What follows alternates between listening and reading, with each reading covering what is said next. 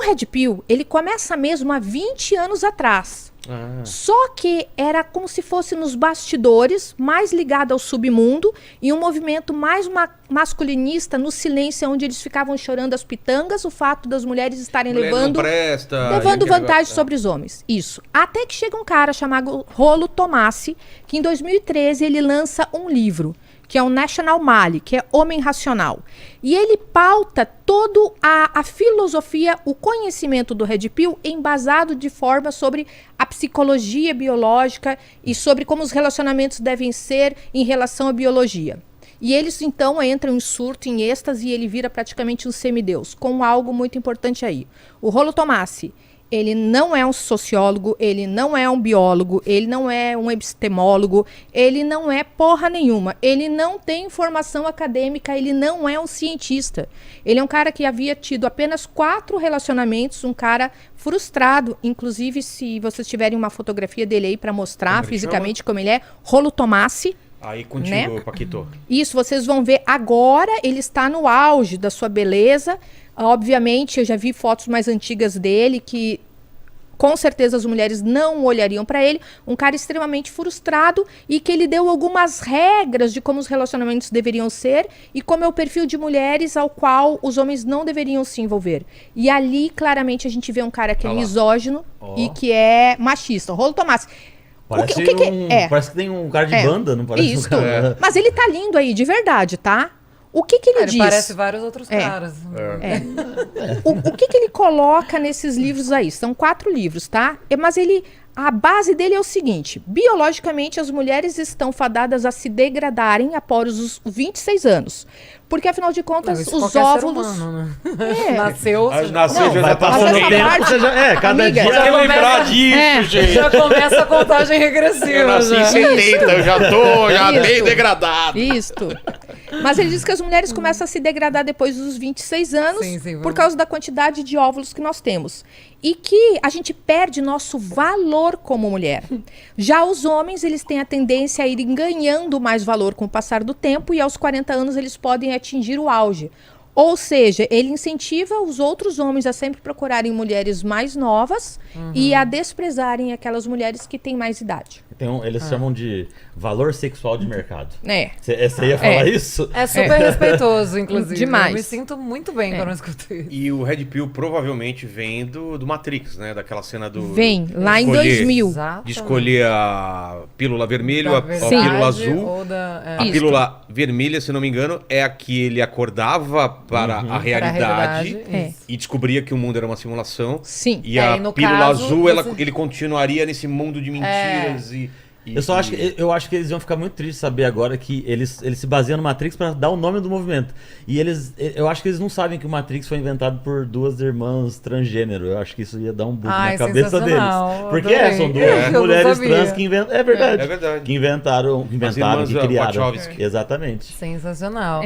Então, olha o que acontece. Nós temos aí aqueles homens que eles estão à margem do desejo das mulheres. E aí o problema colocam nas mulheres e surgem os representantes falando: não, vem aqui. O problema são as mulheres que são interesseiras, são as mulheres que você está dando valor para elas. Eu vou te vender um curso aqui, um manual do Red Pill, eu vou te vender um e-book e nesse e-book você vai aprender que o problema não é você. Então... É um caminho fácil, né? Um atalho. Um comércio... Não, estamos comendo vermelha. Eu gosto mais de frutas vermelhas. Não tem nada a ver com o red. Azul também, não tem azul, eu pegaria o azul só pra... Tem uma parte que eu acho tão terrível do Red Pill e que é tão incoerente também, porque eles falam que as mulheres são interesseiras, são hipergâmicas, e a hipergamia não é. A hipergamia vem dizer apenas que nós somos seletivas, mas não que nós somos desleais. Só que quando vocês olham para a quantidade de mulher tentando salvar um cara das drogas, tentando salvar um cara da bebida, indo lá nos presídios, elas não trocam aquele cara que não é bom por um outro, porque elas são leais. Mas o vitimista, mas eles conseguem deturpar todo o conhecimento. Eles alegam, estão fundamentados de que as mulheres, elas são hipergâmicas, tá? E por elas serem hipergâmicas, eles precisam fugir. Porque as mulheres estarão trocando um homem pelo outro, porque nós somos aquelas que sempre queremos o melhor. E, portanto, nós somos infiéis e traímos os homens, sendo desleais com eles e os abandonando. Sim. Mas esse não é o conceito real de hipergamia. O que é hipergamia?